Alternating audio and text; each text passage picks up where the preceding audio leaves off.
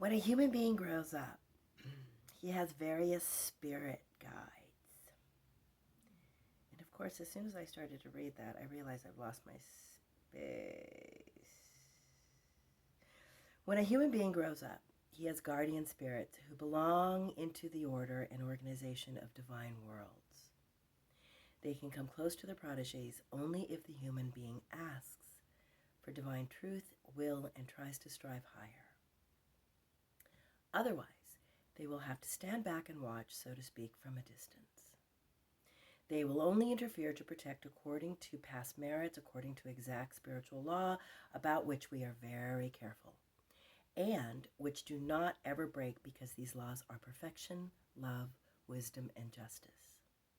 On the other hand, this very same person has also around him a number of the other spirits not incorporated into the divine order. There may be those belonging to the world of darkness. And if this person is not a criminal or really bad, they will not be very evil spirits around him, for they could not accomplish anything with their specialty with such a person.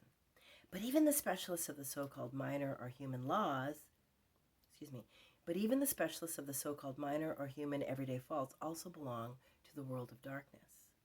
They are also operating according to their own laws, and they accomplish just as much for their purpose as, let us say, a spirit of murder who can influence a human being.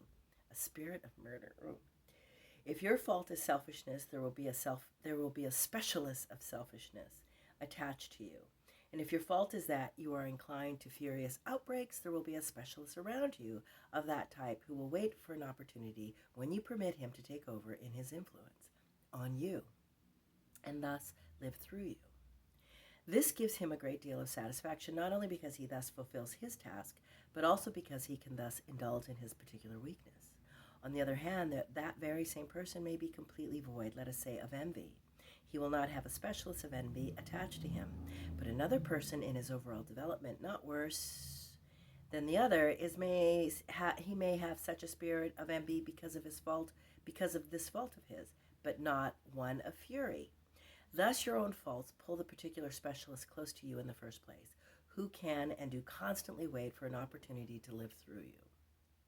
Thus, you influence one another, and you can only get rid of them by your personal endeavor to overcome your faults. First of all, you have to recognize all of your faults, of which you are often unaware, simply because you do not want to be burdened with such unflattering knowledge. But how few people want to do that? Most people admit that they also have their faults.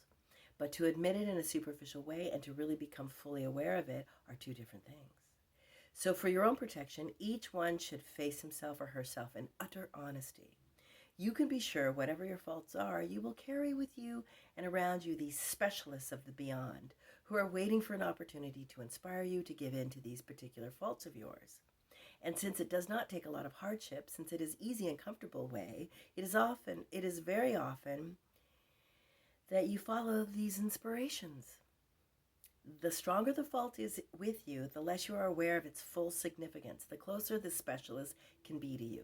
Thus it is right and wrong at the same time when people who know about the existence of the beyond and the spirit creatures say that an evil spirit influenced them.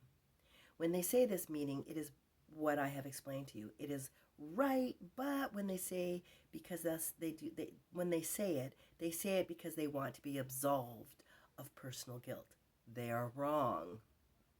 And between these low creatures and higher entities of the world of God are many, many, many who are in their attitudes very similar to yours. Deceased people who mean well and who are not particularly bad, but who are not yet belonging to the divine order and are thus blind in many respects. They often seek human beings because it helps them in some way or simply because they have nothing better to do. They could learn from you if you would take the spiritual path of self-development. But if you are not stronger than they also influence you. And sometimes not in a bad way, sometimes meaning well, but being blind in these entities, these entities inspire you not to be the best of your spiritual advantage. Sometimes to your material advantage, that may or may not interfere with your spiritual advantage. And sometimes harmlessly or apparently harmlessly, sometimes harmlessly or apparently harmlessly in a way that is to your ultimate disadvantage. When and to what degree this is is again not coincidence or arbitrary. It is inevitably called forth by your own inner attitudes. If you meditate about this, about yourself, about your life, about your desires, you can find out what spirits are around you. And believe me, those of you who walk the path of perfection, and this is the only protection you have, will not be bothered or influenced by spirits who do not fulfill the will of God in all respects. Oh, there are also other means, but they can only, but they only have effect temporarily. For instance, if you have the presence of mind when you feel a very disharmonious mood, when you feel a quarrel in the air with your fellow creatures, when you feel any kind of disharmony, and if you can then bring yourself to pray in this instance, to reach out for God within you, or to ask for spiritual guidance, then this will surely help, and I strongly recommend it. But it will only help at this instance because you will not always have this presence of mind. Sometimes you will be tired. You will let yourself go, and then you become prey to those influences, which in turn can have only an effect on you because of what is already within you. Therefore, the only definite and permanent cure and protection for you remains to tear out the bad growths by their roots. This happens on the path of perfection, of self-development, on the path of happiness. And if you are willing to take this path, you will be guided, you will be helped. But first, this will and decision must be clearly formulated within you. Then it will be recognized, whereupon your divine guidance can automatically and immediately close to you, among other things, guide you to the proper human help which you also need in order to take this path. You will be guided to the place or person that is best suited to your temperament and character. You will see how the different spiritual spheres with its respective creatures influence man, but man is not arbitrarily prey to these influences, but determines them himself. And by rejecting any influence that does not come to him from the divine world, he not only takes a hold of his own life, but he also weakens the forces of darkness. For the less they have in material world to work with, the more power they must eventually lose. But there is also another kind of influence man has on the spirit world. And I will try to give you a picture of this, though it can only be a very limited one. You know that, as I have said many times, your thoughts and your feelings are spiritual creations. They create forms of all kinds in the spirit world. If your life is in accordance with your destiny, if you fulfill the maximum you are able to fulfill according to your development, which is alas not often the case, you must create forms that will build harmonious spheres, buildings, landscapes, etc. in the spirit world.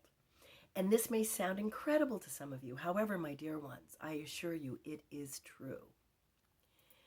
And there is not one of you whom the day will not come when you will convince yourself of this truth. Not one of you. And as a matter of fact, you will see it. You will know that you have known it in the spirit all along. This knowledge will only temporarily, this knowledge was only temporarily blurred from your consciousness while you were incarnated. People who give in to their lower self create forms corresponding to that degree, strength, and the type of their lower self personality, which does not exclude that they are also simultaneously create harmonious, beautiful forms in the measure that their higher self is allowed to function. So let us assume, merely theoretically, that all mankind, each individual, will follow the line of least resistance and give in to their lower self and would nurse it instead of fighting it. What would happen? What would happen viewed from our point of vision? These overlapping spheres I have mentioned would change in outlook. The disharmonious spheres mankind would strengthen and enlarge would completely overcast or push into the background the harmonious spheres of light, truth, love, and happiness, so that these latter could affect mankind less and less, and only the influence of the disharmonious forces could have effect. I wonder if I should reread that sentence. The disharmonious spheres mankind would strengthen and enlarge would completely overcast or push into the background the harmonious spheres of light, truth, love, and happiness, so that these latter could affect mankind less and less, and only the influence of the disharmonious forces could have effect. You would constantly furnish material to the world of darkness, and the other hand, and thus the influence of the world of darkness in turn will be that much more greater on yourselves. On the other hand, let us assume all mankind, each individual person, again, if this were theoretically possible, would walk the path of perfection, even if this path would be different for each individual, because what may be the necessary path for one person may be much too difficult for another whose general development is not high enough for those endeavors.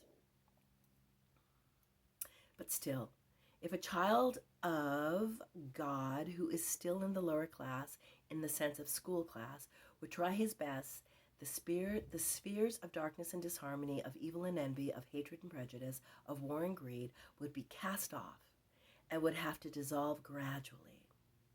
Oh my God, sorry. Divine creation can never dissolve. It can only be pushed into the background, so that it cannot affect the material world as long as this attitude remains alive. But disharmony with all its faces can and must ultimately be destroyed and dissolved.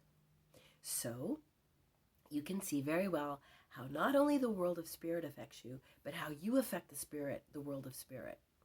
It is a continuous cycle set in motion, vicious or benign. And this will never change as long as the material world remains in existence. It must be that way. For instance, if a group of human beings, even only a very small group, get together in the sincere and honest desire to serve God and his great plan, do you know what form we see in the spirit world by this wish, which does not merely remain a wish, but then it is also put into execution? We see a very beautiful temple being built in the world of spirit.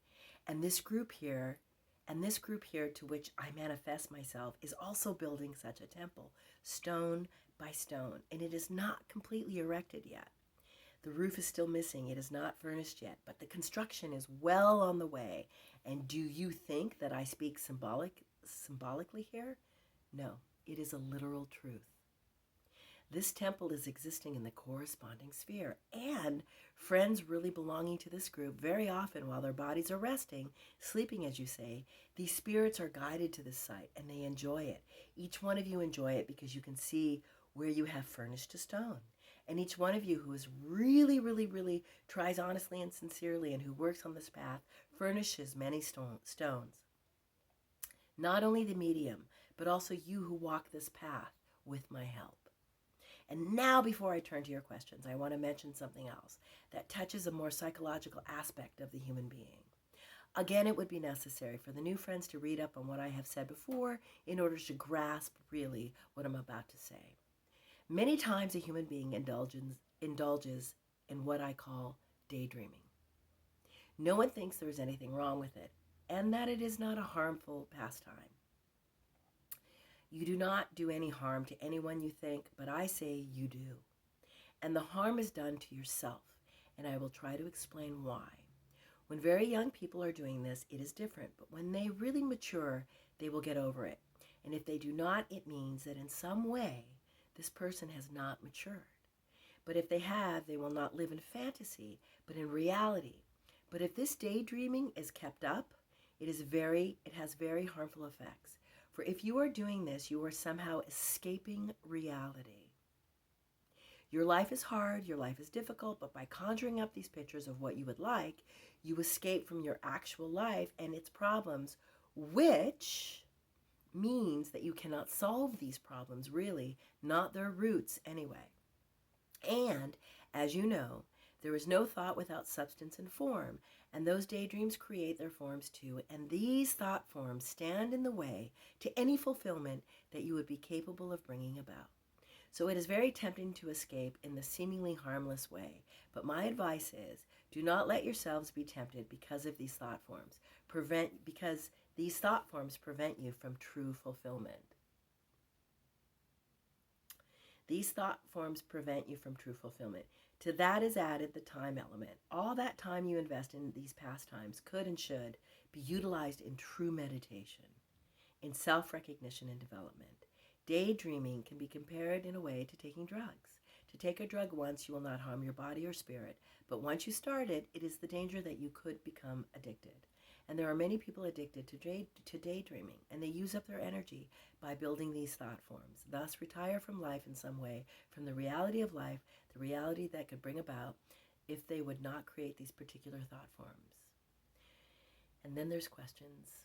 And I'm not going to go into the questions